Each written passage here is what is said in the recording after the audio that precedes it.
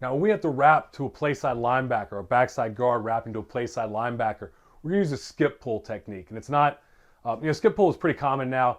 It's used very heavily in one back power schemes. We use it in our two gap or in our two back power scheme. We could use it in a one back power scheme as well. We use it on some of our like power read type of plays.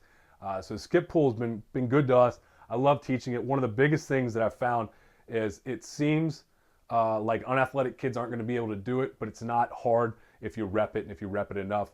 Because I've heard some guys say, our kids can never do that, and they absolutely can. We have eighth graders who can absolutely execute a skip pull, and they're not the greatest athletes in the history of the planet, and so your guys can do it. I promise you that they can get this if you are able to rep it. If you aren't, some people do the square pull. Some people skip pull and square pull. The kick out pull where we open up and come down the line of scrimmage. If you have them do that and they need to turn up the field, they're just not going to have the vision when they get there. They're not going to get the same effect. So if you aren't using a skip pull already, it's something to consider. This is also the same thing we use when we do a fold scheme. If we decide, for example, that a fold scheme will work really well against a particular setup, let's say that we have a 7 and a backer on something where we're we need that little technique right there. We'll use that, and it's just going to be a drive block, and we'll skip pull this guy so that he can keep eyes on here. So basically what we're looking at in a skip pull. In the skip pull, we're making sure that he knows where the center's at, and you've got to set your alignment based off of the center. So we're about 3 to 6 inches behind the center's heel with our initial feet. We want our ear hole, when we're down in our stance, I want my ear hole lined up as a guard, my ear hole lined up with the belt of the center. And so in order to do that, it's about 6 inches, depends on the guy, but about 3 to 6 inches behind, our toes are 3 to 6 inches behind the heels of the center. We got an 18-inch split. We get down in our stance. On our skip pull, my shoulders will stay square the entire time, and we're going to open lateral. Again, gaining ground first step. Our first step is gaining ground towards where we're going. So it needs to be a wide first step. Okay, so the first step is wide. The second step, once we've taken that first step, it's wide. And the second step, I'm going to take my backside leg and kick behind for a little depth to get around. The reason we're doing this kick behind and not in front is I want a little bit of depth to get around behind the center's feet if the center were to lose ground. So it's the wide lateral step with the first step. I'm skip pulling to the right.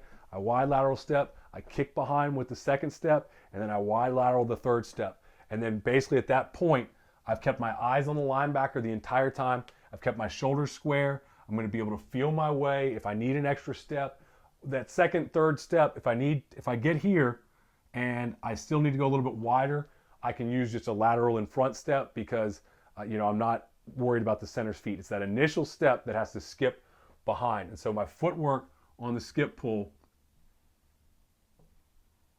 starting from my initial feet, my first step is going to be a wide lateral step, gaining as much ground as I can. If your splits, here's the thing, we use an 18-inch split. If we go much tighter than that 18-inch split, then there's a good chance if sometimes our guards will get too tight with their split, and that first lateral step may end up actually kicking the guard sometimes, especially if we don't have the right horizontal split. It can cause, or the right vertical split. It can cause a problem. So lateral, that's the first step. The second step is behind. That's our second step. Really athletic kids will actually cross all the way over, and their second step will get all the way to there, and then that way they can get wider on their third step. Less athletic kids will not get all that. Okay, they're just lateral. They're just getting a little depth behind, and then that third step. Okay, third step is getting a lateral. At this point, after that third step, now we're ready to start working up the field. Okay, so when I coach it, the coaching point that I use is lateral behind, up the field. Lateral behind, up the field. And you'll see when we get to our drills module that we just sit there and we rep this thing out. It's lateral behind, up the field. Lateral behind, up the field. Lateral behind, up the field. And I sit there and say it constantly so that when these guys are getting ready to do it and they're lined up at the line of scrimmage and we got to talk about pre-snap process and pre-snap thought that they go through, and they're going to sit there and they're going to think about my alignment, my stance, who do I have in the scheme, and then they're going to be thinking about my footwork. And if they have a skip pull, they're going to think lateral, behind, up the field. Okay, ball snap, they go lateral, behind, up the field. And when they get up the field, it's straight up the field. When we get our chance to go up the field, if that guy's, we'll talk to him about this cylinder right here. Okay, if that guy is not in that area, if that backer is flown out because he saw something that he thinks he saw, okay, if he is flown out, then we will keep on going and we'll go to a safety. We will only get that guy if he's basically in our shoulder pad range. If I can reach out and touch him, then I should engage him. But I'm not going to rotate out and chase him, especially if he goes outside. We don't chase outside because we tell our backs the money's inside. The money's inside. Cut back inside. That's where it's going to happen. And so we lateral, behind, up the field. And the nice thing about this is that he can feel his way with his eyes on the linebacker, his shoulder square. He can feel his way across the double or whatever's happening in front of him, depending on your scheme. For the fold, he can feel across the down or the drive block that's happening in front of him as he tracks that backer without getting hung up. The only time, because of our alignment, I'll tell you that our H-backs and what they do when they have the wrap, what they do is a little bit different because they're off the ball. So our H-back, if he were executing this, would be off the ball.